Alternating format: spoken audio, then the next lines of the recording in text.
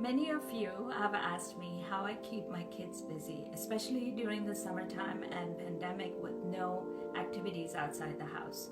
So there's a general rule that I follow and I have followed, and it's really super great to keep kids' spirit high and just bring happiness and peacefulness at home. So according to the Bhagavad Gita, the Hindu scripture, there are 4 ways that one can attain God. So instead of taking these 4 ways to attain God, I kind of twisted it around and said, how about taking these 4 steps and applying it to our everyday life? So taking the different 4 steps and applying it to everyday life to live a full life, to be happy and peaceful. You may call this video practicing the essence of Bhagavad Gita in your daily life, or just plain old how to keep kids busy without driving you crazy. Whatever you call it, I hope you find this video useful. So here are the 4 paths: the path of knowledge, the path of spirituality, the path of physical and mental exercise, and the path of service.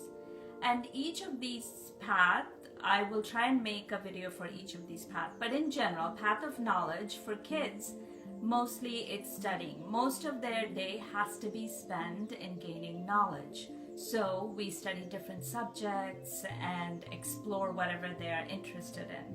The path of service, how do we do service? We're stuck at home, but the kids have chores. It's a service to the family, service to their siblings, service to parents.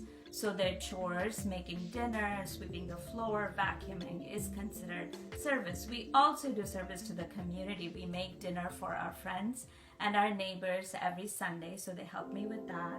We also write cards and send it to the senior home. And small services like this, doing it every day, keeps their day purposeful.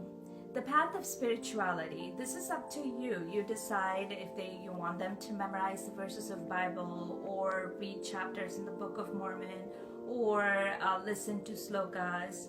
Personally, my 12-year-old is trying to memorize 700 verses of the Gita, and my daughter keeps a spiritual journal, and that's how we do it every day. And then there comes the path of self-care. That's about physical exercise and mental exercise. So physical exercise, the kids must do 30 minutes of exercise, rigorous physical exercise every day, and meditation and yoga on top of that. So these are the 4 paths that they have to do, they must do every single day. So if you think of a circle, I have them visualize. If you think of these activities in a circle, the path of knowledge, which is studying, path of exercise, that's keeping your body and mind and physically strong, and the path of spirituality is connection with the higher consciousness and connecting with the universe or the God. And the path of service, helping me out and just doing chores without complaints. If you think of that in a circle, everything they do must fit in their circle. But if they do things outside the circle, say Netflix and TikTok and Facebook and all those things, is called the outside the circle. Is it okay to do those things? Yes, absolutely. They're allowed to do that every day, but they must be aware and be conscious to figure out whether they want to spend most of their day inside the circle or outside the circle. So giving them that visual clue makes them aware of where they're spending their time, their daily time.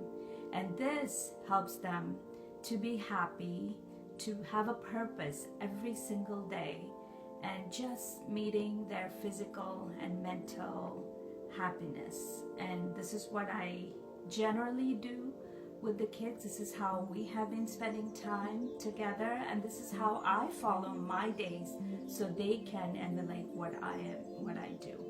And I will spend more time and go in depth on each of these paths, so maybe you can learn something from it and apply it to your daily life. Thank you.